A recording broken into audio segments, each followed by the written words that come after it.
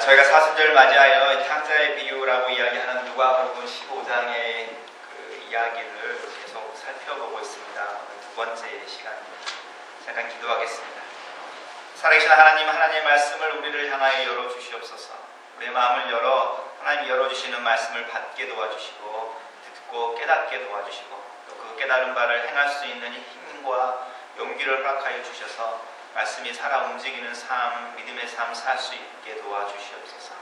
예수님 이름으로 기도했습니다. 제가 즐겨보는 한국의 프로그램들 중에 K-POP 스타라는 프로그램이 있습니다. 특별히 오디션 프로그램을 좋아하는데요. 그 오디션 프로그램을 보면 가수에 대한 열망, 열정, 또 자신이 가지고 있는 그 노래를 부른다고 하는 능력의 정도에 대한 어떤 이해, 또 그것에 대한 다양한 태도, 이런 것들을 볼 수 있습니다. 어떤 친구들은 굉장한 자질을 가지고 있지만 자신감이 결여되어 있거나 무대 공포증 때문에 그 능력을 발휘하지 못하는 친구들도 보게 되고요. 또 어떤 친구들은 이렇게 뼈를 찌르는 것 같은 그런 평가, 심사평을 받아들여서 그 다음에 나올 때는 훨씬 더 발전된 모습으로 나타나는 친구들도 있고 그렇습니다.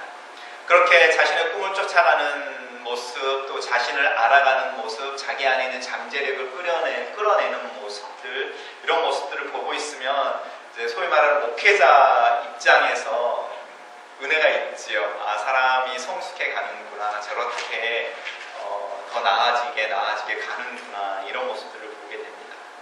그런데 그 오디션 프로그램을 보고 있으면 가끔씩 탈락하는 친구들에 대해서 궁금증이 생길 때가 있습니다.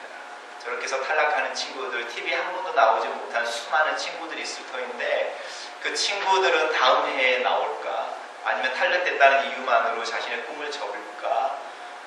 아니면 더 노력해서 나은 모습으로 다시 도전을 할까? 이런 모습에 대해서 생각을 해봅니다. 그러면서 생각이 진행되면서 결국은 성공과 실패라는 것이 무엇이냐, 이런 생각으로 이렇게 확장되는 것을 가끔씩 경험합니다. 만약 우리가 읽은 본문에서 둘째 아들이 아버지에게 받은 유산을 가지고 먼 나라로 갔는데 사업에 성공해서 아버지의 유산이 10배, 100배가 됐다고 생각해 보십시오. 그러면 이 둘째 아들은 탕자라는 오명을 벗을 수 있을까요? 수많은 재산을 가지고 집으로 돌아오면 이 아버지는 어떻게 환영해 줄까요? 그리고 그렇게 집으로 돌아올 때 이 둘째 아들은 얼마나 자신감 있고 또 그의 발걸음은 얼마나 힘찰까요? 근데 정말 그럴까요?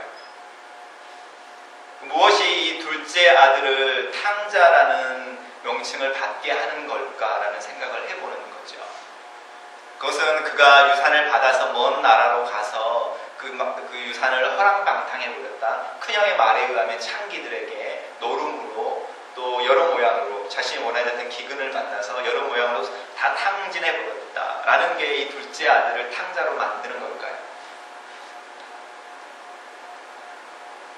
제가 생각하기에 이 아들이 금유한양을 했어도 이 아버지는 여전히 이 아들을 기다리고 있었을 겁니다.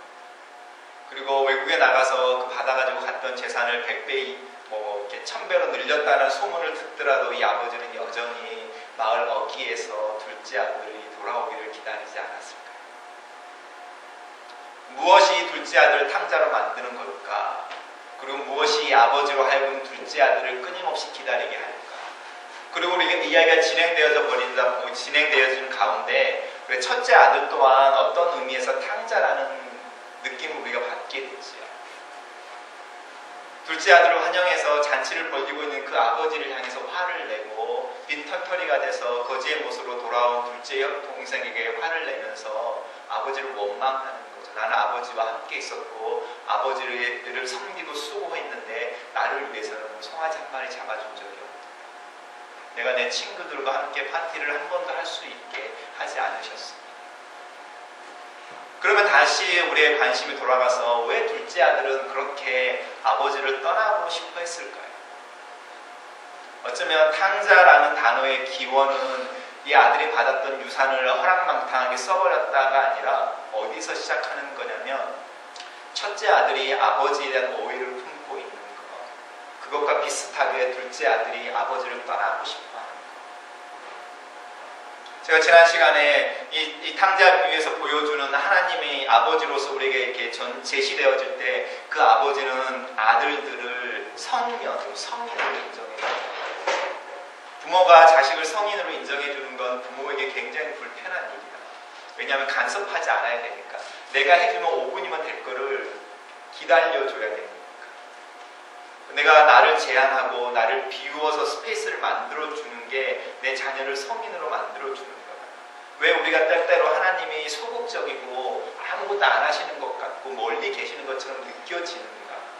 그만큼 하나님이 우리를 향하여 스페이스를 만들어주시고 당신 스스로 자신을 제어하고 계십니다. 그런 이야기를 했습니다.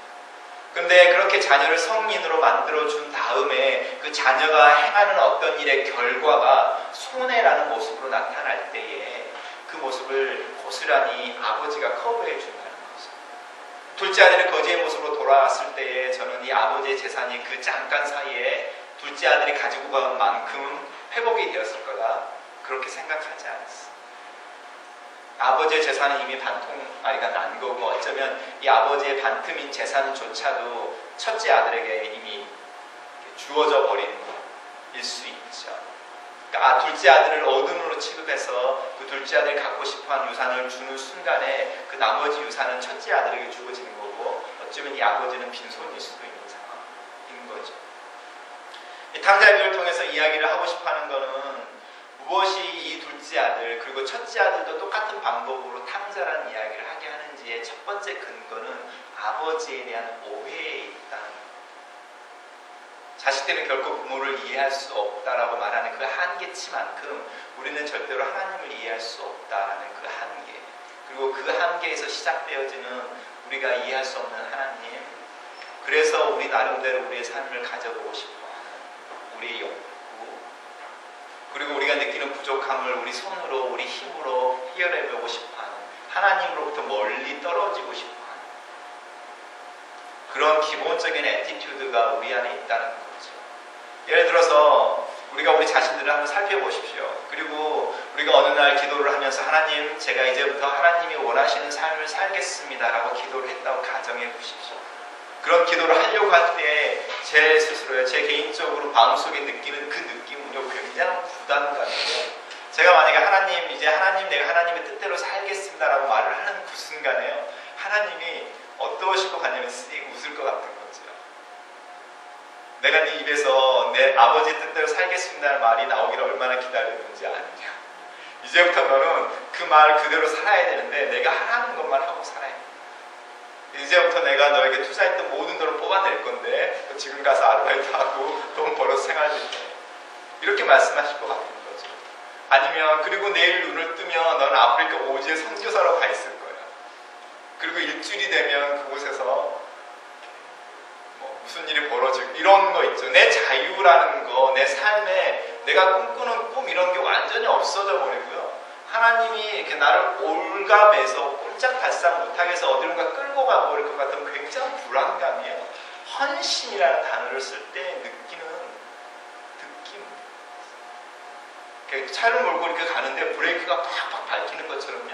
하나님을 생각하고 하나님을 특별히 아버지라고 이해할 때에 나도 모르게 밟는 브레이크가 이렇게 있다는 거죠. 제 발이 폐자리에 눌려 있어서 멈추게. 그리고 신앙생활을 하다 보면 사실은 신앙생활의 자유라는 이야기를 하지만 자유라는 느낌보다는 하이웨이를 막 달려가야 되는데 빨간불이 자꾸 나오는 거죠. 왜 하이웨이에 신호등? 이런 생각이 자꾸 드는 거죠. 그리고 그 신호등들이 녹색이어서 막 달려가면 120, 140 가고 싶은데 계속 노란불 아니면 빨간불인 거죠.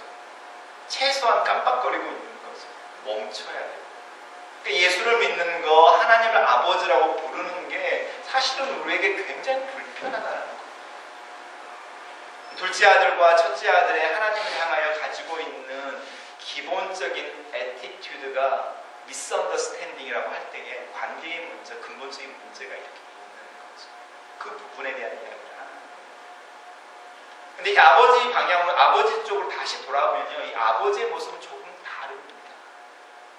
이 아버지하고 이 둘째 아들의 대화 속에서 나타나는 첫 번째는요, 이 아버지는 둘째 아들이 아들이라는 걸 한 번도 포기하지 않고 있는 거죠. 심지어는 둘째 아들이 자존심이 있어서 굉장히 돌아가서 내가 아버지께 이렇게 말을 해야겠다. 나는 이제 더 이상 아버지 아들이라 자격이 없으니 나를 품꾼으로 써주십시오. 라고 말을 하는 순간에도 아버지는 이 둘째 아들을 아들로 대우하는 거죠. 제가 사역자가 되겠다고 아버지께 말씀을 드렸었어요. 저희가 누님이 셋 있고 제가 아들이 하나인데 저희가 한 200명 사는 작은 섬이고요. 저희 아버님이 교육열이 높으셔서 저를 초등학교 4학년 때부터 근처에 있는 도시로 보내서 할머니랑 누님들이랑 자취를 하면서 초등학교를 다니게 하고요. 중학교, 고등학교를 다니게 하셨어요. 그리고 제가 어릴 때부터 이렇게 귀에 박히도록 아버지로부터 듣는 거는 뭐였냐면 나는 네가 잘 살기를 원하는데 너가 평생을 잘 사는 방법, 이렇게 편안하게 사는, 행복하게 사는 두 가지 직업이 있다. 하나가 선생님, 두 번째는 면서기를 하더라도 공무원을 해라. 저희 아버님이 여든이시니까요. 그 이야기를 제가 어릴 때부터 들었으니까 그 이야기 계속 하셨어요. 그래서 저는 대학을 갈 때도 행정학을 하지 않았겠습니까? 그래서 이제 고시를 준비해서 공무원이 되겠다. 그리고 교직을 했죠. 왜냐하면 저희 아버님이 공무원 선생님이니까 행정학을 하면서 사회학 과목 교직을 해서 교생 실습을 하고요. 자격증을 가지고 있죠. 착한 아들이었습니다. 근데 이제 대학교 졸업하는 단계에 이제 마음의 변화들이 이렇게 있고 이제 그 전부터 고민해왔던 어떤 문제들이 있으면서 말씀을 묵상하고 있는 중에 사역자가 되고 싶다 이렇게 말씀을 드렸어요. 제 아버님이 이제 이야기를 하시는 이야기들 중에 하나가 뭐였냐면 을을 끊자. 내 말을 안 듣고 사역자가 되겠다고 하면 우리 이제 관계를 끊자. 그리고 내가 적보에서 네 이름을 지워버리겠다 이렇게 말씀하셨죠. 저희 집에 적보가 여러 번이 이렇게 있었는데 제가 어릴 때 그 적보를 찢어다가 열을 만들어서 날리다가 정말 이렇게 아버지한테 혼이 났던 기억이 아직도 생생하거든요. 적보에서 지워버리자. 근데 제가 그 이야기를 듣는데요. 아버지를 향해서 씩 웃었어요. 아버지가 적보에서 내 이름을 지운다고 제가 아버지 아들이라는 사실이 변합니까? 제가 웃으면서 그랬죠. 그러니까 저희 아버지가 피식 웃고 마시더라고요. 그 뒤로 제가 사역자로 가겠다라는 걸 반대 안 하셨어요. 자식을 이기는 부모 없다라고 말을 할 때에 그거는 자식이 파워가 있다라는 뜻이 아니죠. 아버지의 어떤 마음이기도 한데요. 반대죠. 오늘 본문 속에서는 아버지가 아들을 향해 가지고 있는 그 마음, 그 관계. 무슨 일이 있어도 너와 내 관계는 깨어지지 않는 거예요. 그런데 우리는 무엇을 오해하고 있냐면 하나님과 나의 관계가 언제 만들어졌을까 생각해 보십시오. 언제 만들어졌을까요? 내가 예수를 믿는다고 한 순간, 교회의 문턱을 밟는 순간 하나님과 나의 관계가 이루어졌을까요? 우리가 하나님을 아버지라고 부를 때에 아버지와 아들, 아버지와 딸의 관계가 내가 예수를 믿는다고 고백하는 순간에 이루어졌을까요? 여러분 성경을 잘 읽어보시면 특별히 시편 같은 경우에 이미 우리가 하나님 안에 있었던 것이 내가 조성되어지기 전 거기는 생각 안 해보시죠. 우리는 이미 하나님과의 우리의 관계가 우리가 만들어지기 전에 그리고 이 세상에 태어나기 전에 그 관계가 형성되어져서 그 관계로 태어난 거죠. 우리 예수를 그리스도를 믿는 그 순간에 하나님과 우리의 관계가 자녀된 관계가 성립되는 게 아니라 이미 그 전에 내가 우리 어머니와 우리 아버지 사이에서 만들어지기 그 전부터 만들어지는 그 순간에 그래서 태어나서 응애하는 그 순간도 그리고 눈을 뜨고 첫 번째 생일을 맞는 그 순간도 그리고 지금 40이 넘어서 나오는 이 순간까지 하나님과의 우리의 관계는 여전히 있었죠. 다만 우리가 예수 그리스도라는 분을 믿고 그 예수 그리스도를 통해서 하나님을 아버지라고 부르기 전까지 우리가 하나님 향해서 등을 돌리고 있는 거죠. 인식을 못하는 거죠. 하나님과 우리의 관계는 이미 성립되어져 있는 거예요. 하나님이 우리를 만드셨다고 말하는 그 순간에 이 깨어질 수 없는 관계는 이미 성립되어져 있는 거죠. 그렇지만 이 관계가 교제라고 말씀을 해보십시오. 교제라고 이야기하는 서로 이렇게 교통하는 거, 친밀감은 다른 문제인 거죠. 둘째 아들은 이 아버지를 떠나서 그 교제가 깨어져 있었고요. 첫째 아들은 아버지와 함께 있었지만 그 교제가 성립되어져 있지 않은 거죠. 우리가 예수 그리스도를 믿는다고 함께 모여서 예배를 드리지만 하나님과 나의 개개인의 교제는 둘째 아들의 경우일 수도 있고 첫째 아들의 경우일 수도 있어요. 아버지가 말하기를 내 아들을 죽었었다, 내가 잃어버렸었다라고 말할 때 관계가 깨어져서 내 아들이 아니었다라고 말하는 게 아니고 아들이 죽어버리는 거죠. 교제가 없어져 버리는 상태가 되는 거죠. 교제가 단절돼서 버리는 거죠. 잃어버렸다. 왜 많은 부모들이 그 아이를 이렇게 잃어버린 아이들을 향해서 눈물을 흘리냐면 그 아이가 살아있다, 죽었다 이런 생존의 문제들을 확인하기 전에 못 본다는 거죠. 얼굴을 보고. 여전히 그 잃어버린 아이는 내 마음속에 내 아들로 딸로 남아있는데 못 본다는 거죠. 못 만진다는 거죠. 못 듣는다는 거죠. 교제가 없다는 거죠. 죽어버렸다, 잃어버렸다. 그런데 다시 살아났다, 찾았다. 내 사랑을 표현하고 그 표현에 반응할 수 있는 관계로 내 앞에와 내 얼굴을 대하고 서 있는 존재로 내 아들이 내 앞에 서 있는 이 아버지가 바라보고 있는 거죠. 우리 예수 그리스도를 믿을 때에 하나님과 나의 관계는 절대로 끊어지지 않습니다. 그렇죠? 그렇지만 하나님과 그 나의 관계가 친밀해지느냐, 함께 얼굴을 대면하면서 고백하고 말을 듣고 그 말이 교감이 이루어지느냐, 다른 문제인 거죠. 우리 가정에서도 마찬가지예요. 아이들을 데리고 있지만 그 아이들과의 관계는 우리 아이들 어느 아이들 저한테 와서 아빠 내 아빠 맞아 이렇게 물어보지 않는 이렇게 뻔하게 컨펌된 어떤 관계가 있지만 그 아이들과 제 관계 속에서 느끼는 사랑의 교감, 친밀 이런 건 다른 문제가 있는 거죠. 또 이렇게 시기처럼 아니면 이렇게 조금씩 다르기도 하고. 그렇지만 그 관계가 이 교제가 계속 있을 때에 우리 마음속으로부터 오는 기본적인 신뢰, 그리고 그 관계가 살아있음으로 말미암아 우리가 느끼는 자유, 평안 이런 게 있어요. 말씀을 마치기 위해서 이 이야기를 하나 하고 싶은데 여러분이 잘 아는 것 중에 하나가 영화 불의 전차라는 영화가 있습니다. 이 불의 전차라는 영화는 에릭 리들이라는 이렇게 영국의 100m 달리기 선수의 이야기를 담고 있습니다. 1924년 파리 올림픽에 영국 대표로 100m 달리기 선수로 등장해서 결승전을 해야 되는 거죠. 근데 그 결승전이 주일날이었다는 말입니다. 그래서 많은 목사님들이 이 에릭 리들의 이야기를 하면서 주일 성수를 강조를 사실은 합니다. 근데 사실은 이 에릭 리들의 이야기가 주일 성수에 대한 이야기를 하고 있는 것이 아니라 더 근본적인 이야기를 하고 있습니다. 에릭 리들이 100m 선수로 유명해졌을 때에 이 친구는요 사실 중국에서 태어난 사람이에요. 아버지가 선교사였어요.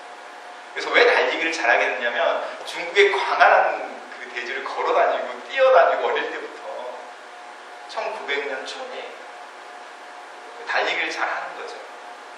그리고 이제 김연아하고 아사다마하고가요, 저런 라이벌이 있지 않겠습니까? 에이브람 헤러드라는 100m의 이 친구의 라이벌이 있었어요. 둘 다 영국의 대표 선수로 들어갔는데요. 에릭 리들이 주일날 결승전이 있다는 걸로 그거를 이렇게 거부하니까 이 아브람 헤러드가 이렇게 금메달을 100m에 따는 거죠. 그리고 에릭 리들은 매국노가 됐죠. 그 순간 국가를 위해서 잠깐도 헌신할 수 없고. 근데 그 다음에 이제 그 다음 날에 이 에릭 리들이 200m, 400m 자기 주종목이 아닌 거죠. 이렇게 가서 경기를 다시 이제 하는 게 그 영화의 내용인데요.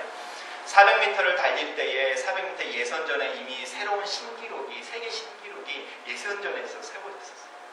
영국과 스위스, 미국과 그 스위스 쪽에서 나오는 대표 선수들을 통해서 이미 400m 신기록이 되어졌고 에릭 리들은 100m가 주전인 친구인 거죠. 근데 그 경기의 결과는 에릭 리들이 또 다른 신기록을 세우는 거죠. 세계 신기록을 세우면서 금메달을 타는 모습이 있습니다. 그런데 이 에릭 리들하고요, 에이브람 헤럴드라는 이 두 친구의 삶의 태도가 굉장히 다른데요. 그 이야기를 사실은 하고 싶습니다. 에릭 리들이 뭐라고 말하냐면 하나님 나를 빨리 달릴 수 있도록 만드셨어요. 그런 재능을 나에게 주셨어요. 그래서 나는 내가 달리고 있을 때에 하나님이 그걸 보시면서 기뻐하는 걸 느껴요. 하나님 나에게 주신 능력이 달리는 건데, 그래서 그 달리고 있을 때 하나님이 그거를 흐뭇하게 바라보고 계시는 걸 느낍니다. 에이브람 헤럴드는 무슨 이야기를 했냐면요, 이 세상에서 나에게 주어진 건 10초밖에 없습니다.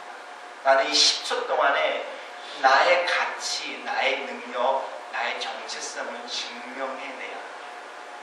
똑같이 100m를 달리는 거죠. 경쟁자인 거죠. 두 사람이 전혀 다른 애티튜드를 가지고 달리고 있는 거죠. 나에게 주어진 시간은 10초밖에 없어요. 이 10초를 통해서 내가 어떤 사람인지를 온 세상에 드러내야만 합니다. 이렇게 달리는 사람인 거예요. 하나님 나에게 달리는 능력을 주셨어요. 그리고 내가 그렇게 달릴 때 내 얼굴을 스치고 지나가는 바람 속에서 하나님이 웃고 계심을 느낍니다. 에릭 리들이 단순히 주의 성수를 해야 돼서 일요일에는 경기를 하지 않습니다. 이렇게 말하는 게 아니라요. 그 삶의 중심에 있는 흔들리지 않는 어떤 힘이 있는 거죠. 그리고 그 힘이 에릭 리들에게 달릴 수도 있고 달리지 않을 수도 있고 자기 주종목을 포기하고 아닌 종목에 뛰어갈 수도 있게 하는 자유로움을 주는 거죠. 반대로요. 에릭 리들이 그래서 메달 하나도 못 땄다고 생각해 보십시오. 그러면 이 사람은 어떻게 반응했을까? 낙심했을까요? 수많은 사람들이 자기를 향해 손가락질하는 그 손가락질 속에서 어디론가 숨어버렸을까요? 에릭 리들 중심에 숨겨져 있는 자신과 하나님과의 관계에 대한 확신, 그리고 그 교제 속에서 나오는 흔들리지 않는 중심, 그거는 그가 인생에서 경험했던 금메달을 따느냐 따지 않느냐, 성공이냐 실패의 문제가 아닌 거죠. 서 있는 거죠. 그런 데서 나오는 자유로움, 하나님이 우리에게 주고 싶어하는 모습, 둘째 아들에게 첫째 아들에게 아버지가 보고 싶어하는 거죠. 여기 있는 거 다 네 거라는 거죠. 네 거라는 거죠. 네가 즐길 수 있는 거. 너와 나의 아버지와 아들의 관계에 절대로 변하지 않아. 네가 내 마음을 알고 내가 네 마음을 안다면 이 모든 것이 너의 것이야. 그리고 송아지를 내 허락 없이 잡아서 친구들과 놀 수도 있어. 네가 원하는 거 할 수 있어. 그 속에서 우리가 어떻게 할 건지에 대한 광활한 이렇게 대지처럼요 믿음으로 누릴 수 있는 자유입니다. 우리 인생 앞에 펼쳐져 있는 거죠. 근데 이 교제라는 부분이 단절되어지면 아버지에 대한 이해가 오해되어지는 거예요. 이 둘째 아들처럼 자신이 아버지 앞에 갈 때 자격이 없음이 자기가 낭비해버린 재물 때문이라는 거죠. 첫째 아들처럼 아버지를 이해하지 못함은 나에게 쉴 기회를 주지 않는다. 그리고 그런 원망들이 두 형제 사이에 금을 내려주는 거죠. 우리 자신들을 한번 돌아보십시오. 하나님과 우리의 관계는 변하지 않습니다. 그렇지만 그 관계를 성장하고 성숙하고 깊게 만드는 교제라는 부분은 우리에게 시간이 필요하고요. 또 노력이 필요합니다. 근데 무엇보다도 우리가 믿는 하나님, 아버지라고 부르는 그 하나님이 어떤 분이신지, 그분 마음속에 무엇이 있는지, 그분이 우리를 사용해서 어떤 이득을 취하기 위해서 틈틈이 뭔가를 노리고 있는 분인지, 아니면 우리를 올곧아서 못하게 만들어서 어딘가 끌고 가려고 하는 그런 분이신지, 아니면 우리를 향해서 웃으면서 기대하고 안아주고 함께 가려고 하는 분이신지, 우리 마음속에 있는 하나님에 대한 이미지들을 다시 한번 살펴보면 좋겠습니다. 그러면 그 왜곡되어진 이미지가 우리가 교회에서 말하는 죄라는 것을 설명하고 있다. 우리가 이야기하고 있는 죄는 거짓말하지 않는다, 이런 윤리적인 문제를 이야기하고 있는 것이 아니고 하나님을 하나님으로 인정하려고 하는 욕구가 내 안에 하나도 없다. 그래서 예수님을 믿게 되면 첫 번째 나타나는 구원의 증거는요, 본능처럼요 하나님이 의식된다. 목이 마르면 손이 물에 가는 것처럼 하나님의 뜻대로 하나님 기뻐하실까? 이런 질문이 어느 순간에 본능처럼 생겨 있다는 거예요. 어느 누구도요 증명할 수 없는 거예요. 그 정신적 내 안에 있는 내면의 변화, 센서 하나가 생겨서 이렇게 삑삑거린다든지 깜빡거린다든지 이런 게 생기는데 그 본능처럼 내가 오늘부터 그렇게 해야지, 이게 아니라 어느 날 돌아보니까 그게 내 안에 얼굴처럼 영적인 거죠. 반대로 말할 때에 우리가 이야기하고 있는 죄라는 것은 하나님과 우리의 관계 속에서 하나님 우리를 자녀로 인정해줌에도 불구하고 그 아버지의 마음을 몰라서 아니면 외면해서 돌아서 있는 우리의 모습이 죄다. 그리고 그 애티튜드는 우리 모든 사람들 속에 본능처럼 있는 거죠. 그것을 돌아서는 것, 그 본능을 거슬려서 하나님을 향해서 돌아서는 것을 회개라고 부르는 것. 그리고 그 아버지를 향해서 다가가는 게 회개의 행위고, 그 결과는 아버지를 이해하고 그 아버지가 주고 싶어 하는 것, 우리가 자녀로서 누리기를 원하는 것, 그것들을 알아가고 경험해가는 우리의 신앙생활 같이 기도하겠습니다. 살아계신 하나님, 우리가 사순절을 지나면서 우리가 왜 예수 그리스도를 믿는지에 대한 질문을 던집니다. 우리의 신앙의 모습과 하나님을 아버지라 부르는 자녀의 모습을 성찰합니다. 하나님, 우리 안에 부족한 모습, 하나님에 대한 오해, 또 우리 자신에 대한 집착, 현실과의 씨름의 여러 가지 문제들을 주님 앞에 내려놓습니다. 우리 주님이 보여주시는 하나님을 다시 보기를 원합니다. 하나님께서 보여주고 싶어 하시는 그 아버지의 마음을 우리가 느끼고 알기를